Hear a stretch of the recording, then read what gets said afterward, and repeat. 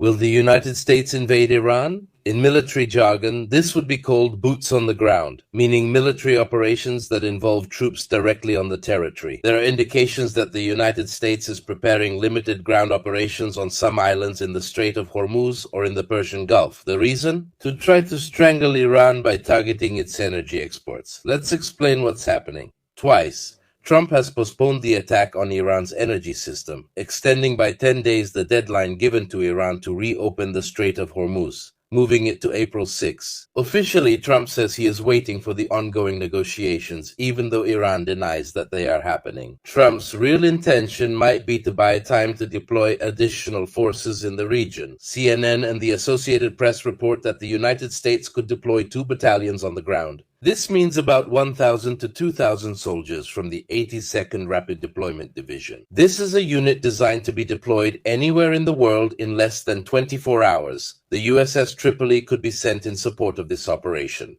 This ship is currently at the Diego Garcia base, and we know this thanks to satellite images. The vessel can carry about 2,500 Marines. In addition, there are other support ships that bring the total to 7,000 men, including the previously mentioned forces. But what do they intend to do? There are 2 possibilities. The first is to occupy 3 small islands. The Strait of Hormuz, that is, Abu Musa, Lesser Tounb, and Greater Tounb, with the aim of exerting more direct pressure and taking control of the strait itself.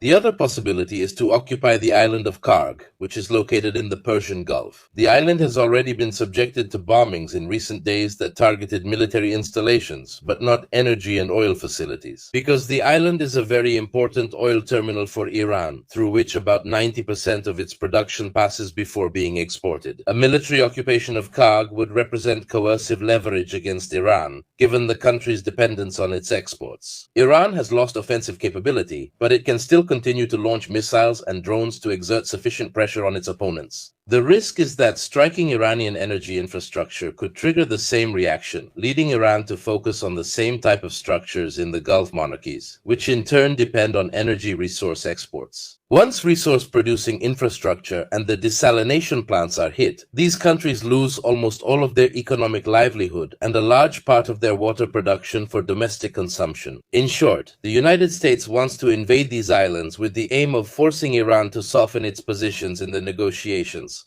But this move could in turn lead to an escalation of the conflict. And what do you think about it? As usual, you can find more information in the comments or in the description.